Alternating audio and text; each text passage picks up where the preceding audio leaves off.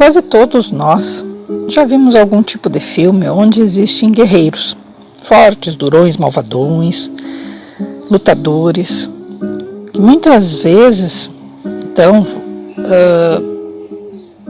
ou nos identificamos com eles de alguma forma, ou não nos identificamos nas questões que acontecem, tanto pelo lado daqueles guerreiros bons, quanto aqueles que nós consideramos menos bons.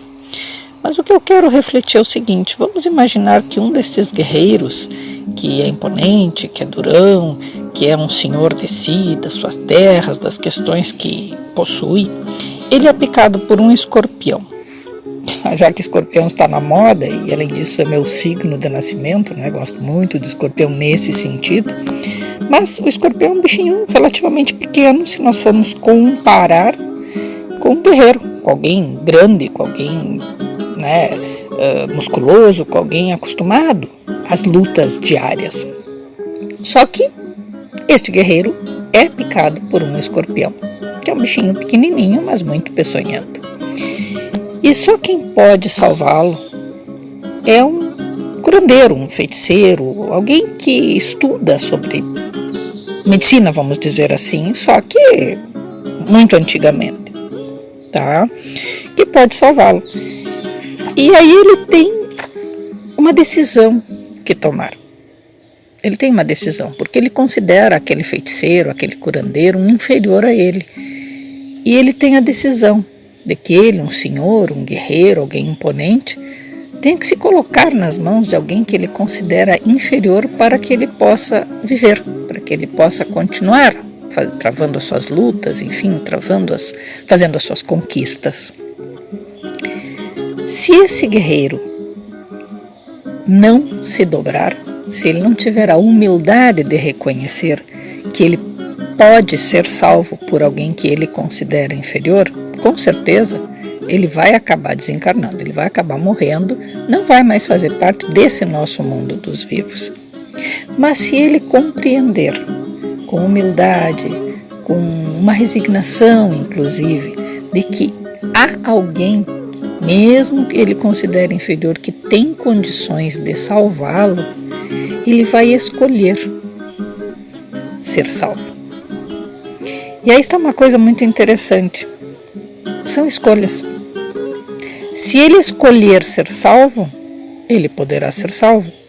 Se ele escolher não ser salvo, ele não vai ser salvo. E está nas mãos dele. Ele continua tendo o livre-arbítrio. Ele continua tendo o poder de escolher entre viver e morrer. Assim como, de certa maneira, talvez ele faça ou não com aqueles com os quais ele luta, contra os quais ele luta. Aí vocês vão me dizer, mas essas pessoas com as quais ele está lutando não estão tendo poder de escolha. Todos nós acabamos tendo poder de escolha em um momento ou outro, todos. E acredito que todos nós, em todos os momentos, temos poder de escolha, mesmo naquelas coisas que parecem que são alheias a nós e que só dependem dos outros. Será que só dependem dos outros? Eu tenho o poder de escolha da maneira como eu vou agir e reagir em relação ao que o outro está fazendo ou deixando de fazer comigo. É claro que muitas vezes a gente vai passar por situações em que a gente diz assim, agora depende do outro me alcançar determinada informação, me passar determinado trabalho. Sim, depende do outro, claro que sim, mas também depende de mim lembrá-lo, fazer com que ele recorde, fazer com que ele agilize. Eu posso fazer isso, eu tenho esse poder de escolha também. Então é bem interessante quando a gente para pensar nestas coisas. Qual é o nosso poder de escolha? O que realmente eu venho escolhendo para mim? Como eu venho escolhendo para mim as coisas que eu passo ou até deixo de passar? Eu decidi vir passar com os meus pais na fronteira Livramento, Santana do Livramento e Rivera, Brasil com Uruguai, os últimos dias de 2018, os primeiros de 2019, para me reciclar, literalmente. para voltar na minha terra natal, para me reajustar comigo. Eu disse antes, eu sou do signo de Escorpião. O Escorpião tem uma característica muito interessante que muitas pessoas não compreendem. Dizem que o escorpiano é vingativo. Não é que o escorpiano seja vingativo. É que o escorpiano, ele remói realmente coisas lá de um passado, às vezes muito remoto, não porque ele queira continuar revivendo de forma até malvada consigo determinadas situações. Não. É que o escorpiano gosta de compreender os seus próprios sentimentos em relação a determinadas situações. Ele tenta compreender o que realmente acontece consigo. Claro que ele vai observar o que as pessoas fizeram, deixaram de fazer, vai relembrar as coisas que as pessoas fizeram ou deixaram de fazer, porque esse é um parâmetro que nós temos na nossa vida. Nós não temos como pautar as coisas que nós passamos ou deixamos de passar se nós não observarmos, se nós não fizermos comparações, inclusive, das situações que nós já passamos, com as que nós estamos vivenciando, o que nós vivemos com determinada pessoa naquela época, o que nós vivemos agora, como é que aquela pessoa era naquela época e eu era naquela época, como é que estamos agora. Então, este jogo, vamos dizer assim, de informações internas, ele é muito profundo dentro do escorpiano. E às vezes as pessoas confundem, dizem que é porque o escorpiano quer se vingar, porque ele é malvado, porque ele, enfim, é uma pessoa que não é sensível. Muito pelo contrário, o escorpiano é extremamente sensível. Nós nos sentimos muito machucados com coisas muito simples.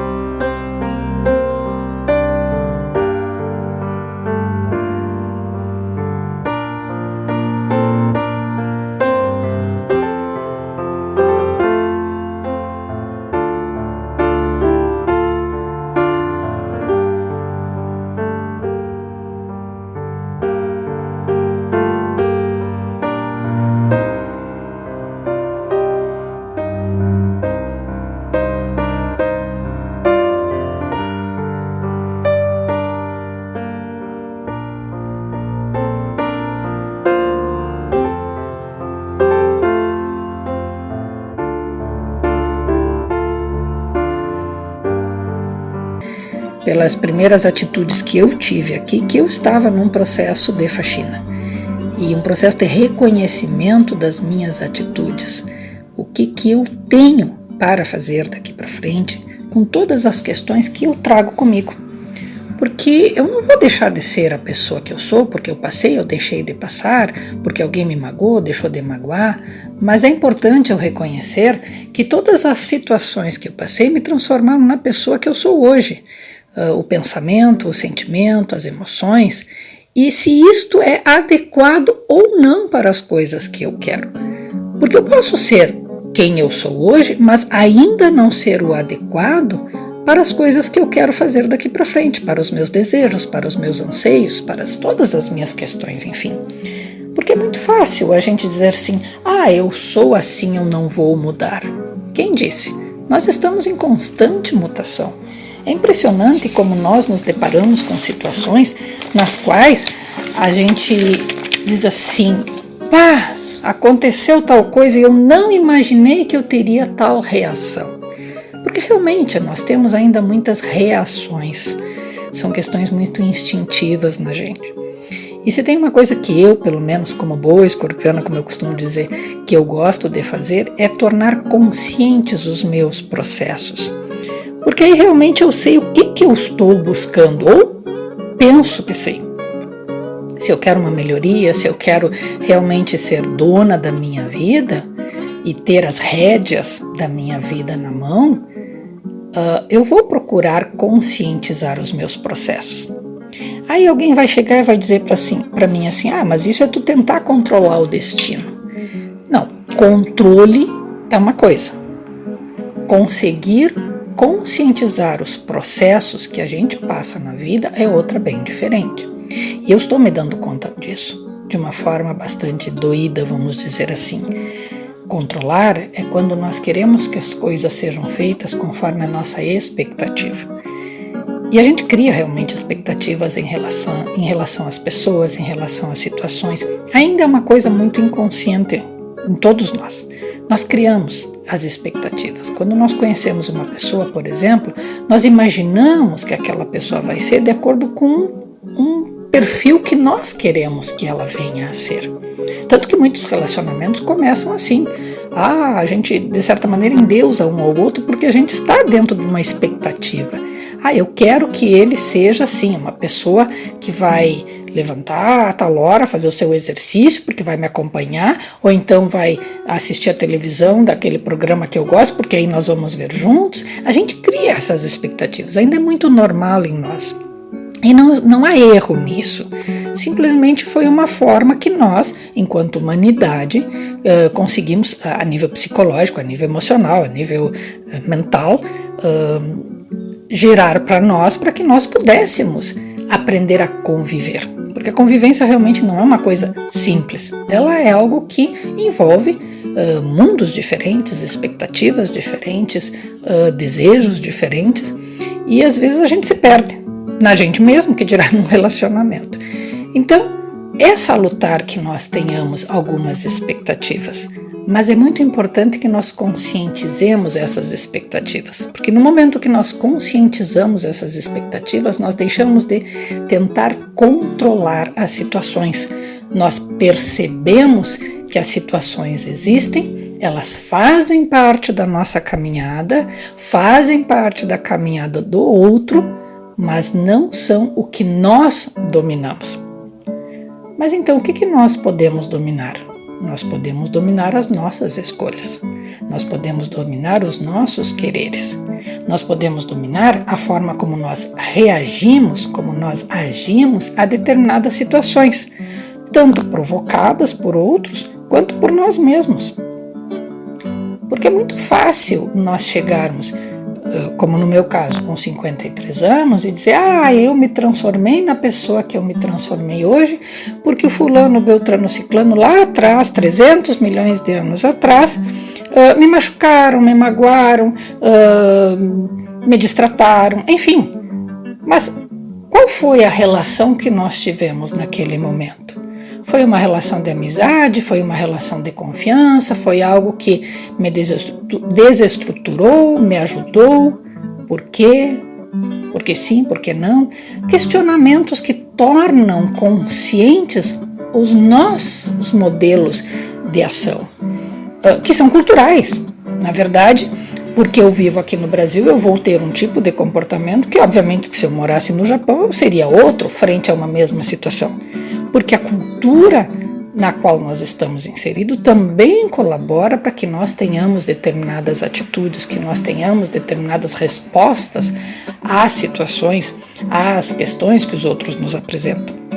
Então é bem importante que quando a gente para fazer uma reflexão a respeito da vida, e que isto é muito comum nesta época do ano, quando nós vamos finalizar um ano e iniciar um outro, que a gente se dê conta deste processo de escolha que a gente está fazendo.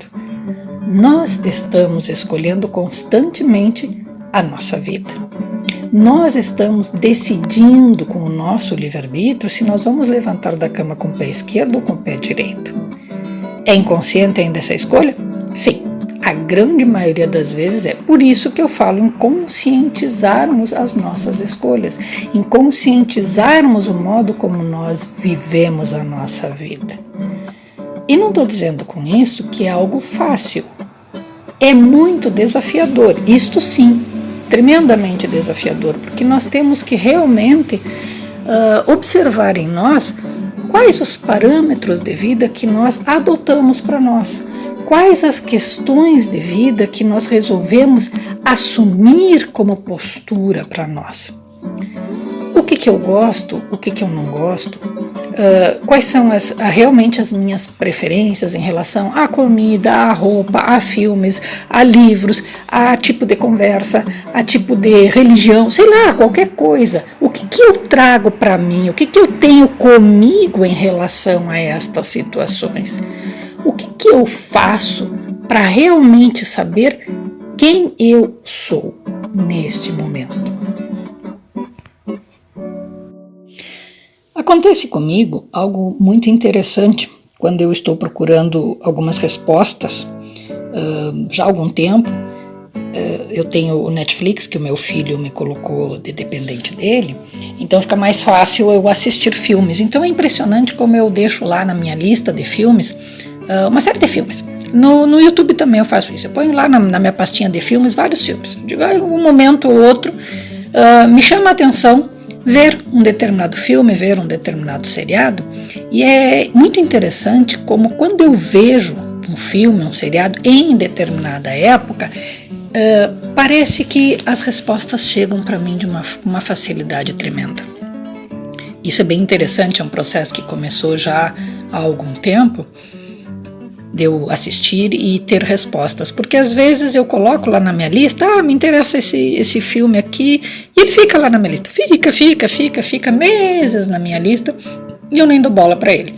Aí chega uma determinada noite lá, que eu quero, sei lá, eu estou com um processo pensativo, tenho que resolver algumas coisas comigo, e aquele filme que está guardado na minha lista lá de desejos para um dia ver, ele me chama a atenção, e eu vou assistir. E eu tenho várias respostas ali. Os entendidos, não é, costumam dizer que os anjos eles nos falam através da voz dos amigos, das palavras dos amigos. Neste caso, eu acho que os filmes que eu vejo são muito meus amigos, porque é impressionante como eu acabo tendo respostas. E aí eu observo também todas essas questões culturais que eu acabo falando, que eu falei, porque obviamente que eu vejo filmes de variadas culturas, ou que retratam variadas culturas em épocas diferentes da nossa história, filmes de época, né? Filmes japoneses, filmes que falam das cruzadas, filmes, enfim, que são ficção científica, que eu adoro, por sinal, mas cada um deles acaba me trazendo uma mensagem muito especial. E se a gente realmente for observar, praticamente todos eles nos falam de questões morais, nos falam de questões de pensamento. Se nós conseguirmos realmente avaliar essas questões, eles não são simples filmes. Eles são mensagens que nos falam de amor, de carinho, de compreensão, de cuidado. Se nós formos ver mesmo aqueles filmes que parecem mais violentos, de mais guerra, de mais destruição, eles trazem uma mensagem de conforto, eles trazem uma mensagem de que a gente deve olhar para dentro da gente e encontrar as belezas. Um filme que é muito interessante, que eu vi, que é o da Mulher Maravilha, né, que foi questão de bilheteria agora há pouco, me chamou muito a atenção a frase, uma das frases finais que ela disse no filme. Claro, estava traduzido, né, mas acredito que em inglês seja exatamente a mesma coisa, que ela diz que o que vai salvar o mundo é o amor. E eu acredito firmemente nisso, porque nós, enquanto humanidade, estamos caminhando para a era do amor há muitos milênios. Nós estamos, na verdade, na era do amor. Nós podemos ver por nós mesmos. Os nossos questionamentos nos levam para isso, para nós descobrirmos o amor que nós temos conosco, por nós mesmos. A gente sabe que a gente não consegue dar o que a gente não tem. Então, se nós queremos realmente dar conforto, dar carinho, dar compreensão para o outro, nós temos que ter isso conosco primeiro. E às vezes a gente entra em processos depressivos porque não reconhece isso na gente, mas nós já temos. Eu costumo dizer que nós não temos defeitos. Nós temos virtudes que estão sendo trabalhadas. Nós temos questões nossas que estão sendo esclarecidas dentro de nós, conscientizadas dentro de nós. Eu dou o seguinte exemplo para essa questão. Quando nós temos, por exemplo, o fato de estarmos com uma criança pequena, 3, 4 anos, e nós brincarmos com essa criança, sentarmos no chão, contarmos histórias, nós estamos tendo uma paciência com essa criança, não é? Nós temos uma paciência, nós estamos ali curtindo, doando o nosso tempo, enfim. E aí, quando nós vamos tratar com uma pessoa de mais idade, às vezes um avô, uma avó, um pai, uma mãe que já estão até com Alzheimer, a gente diz que não tem paciência, que está impaciente, que não consegue fazer a coisa. Então, se nós pararmos para pensar que nós conseguimos sentar e ficar pacientemente com uma criança de 3, 4 anos, nós podemos compreender que a paciência nós temos sim. Ou seja, essa qualidade, essa virtude nós já temos sim, ela já nos acompanha, nós já somos pessoas pacientes. Nós estamos trabalhando esta mesma paciência para que a tenhamos tanto com a criança de 3, 4 anos, quanto com aquela pessoa mais idosa que pode estar requerendo nesse momento muito mais cuidados do que a criança. Então, esta virtude nós já temos. Por isso que eu digo que nós não temos defeitos, nós temos virtudes sendo trabalhadas, mas isso requer uma conscientização da nossa parte. O que é que eu já tenho? O que eu já trago comigo? O que eu quero realmente fazer com que seja mais forte em mim daqui para frente? É importante, penso eu, nós fazermos esse tipo de reflexão. O primeiro dia do ano geralmente é muito especial para isso. O pessoal costuma dizer assim, o que tu fizeres no primeiro dia do ano, tu vai repetir em todos os outros dias do ano. Tipo, se eu levantei cedo, eu vou levantar cedo todos os outros dias. Se eu fiz exercício, eu vou fazer exercício. Bobagem. Eu tenho poder de escolha. Eu posso escolher fazer a mesma coisa ou não. Eu posso escolher mudar as minhas rotinas, eu posso escolher criar rotinas diferentes, mas cada vez que eu conscientizo o que eu realmente quero para mim, eu vou acabar tomando decisões relativas a essas escolhas. O que realmente eu vou fazer de melhor, o que realmente vai me trazer mais benefícios, o que vai ser mais adequado para que eu construa a vida que eu quero. O outro vai fazer o processo dele. É isso que nós ainda precisamos entender. O meu processo é único. Ele é meu e de mais ninguém. Assim como o processo do outro também é único. É dele e de mais ninguém. Então eu acredito que ao pensar, ao tentar compreender esse processo de escolha e de não controle em relação ao outro, mas sim de uma escolha em relação a mim mesma, nesse primeiro dia de 2019, transforme essas minhas buscas em algo muito mais claro, muito mais tranquilo para mim. E eu resolvi compartilhar porque eu acredito que nós tenhamos muito disso, dessas buscas, dessas escolhas, e muitas vezes nós nos perdemos por não termos, às vezes, com quem conversar sobre isso, ou com quem falar, para que nós mesmos, ao nos escutarmos, nós estejamos conscientizando o nosso processo. O pessoal costuma dizer que quem fala sozinho é meio louco, né? Bom, eu sempre fui meio louca, então estou começando a ficar meio louca inteira. Então, porque realmente, quando nós nos escutamos, o nosso cérebro, e isso cientificamente já é provado, ele age de uma forma diferente. Cientificamente é provado que quando nós nos escutamos, nós conseguimos construir conexões cerebrais que nos fazem interpretar de uma forma mais clara aquilo que nós precisamos vivenciar, aquilo que nós precisamos muitas vezes tomar decisões. Então, eu acho bem importante que a gente também construa esse tipo de relação conosco, essa construção de uma relação de afeto conosco, uma autoestima, uma confiança em nós mesmos, nos nossos padrões mentais, nos nossos padrões de pensamento, nos nossos padrões de sentimento. E eu considero tão importante isso, que eu sempre falo nisso, para mim principalmente. Tu só pode dar, Léo, o que tu tens. Se tu tiver uma tranquilidade dentro de ti, tu pode conseguir passar essa tranquilidade para outros. Mas se eu não tiver comigo, é difícil eu passar. Nesses dias que eu estive aqui, 2 pessoas, uma delas foi a minha mãe, me perguntou assim, tu tá triste? E eu não sabia dizer se eu estava triste, mas eu devo ter passado essa impressão, porque 2 pessoas diferentes me perguntaram, e uma foi a minha mãe. Então é importante que a gente também acaba transmitindo, a gente acaba passando, mesmo sem querer. E esse feedback que o outro nos dá também é importante para que a gente busque dentro da gente aquilo que a gente está vivenciando.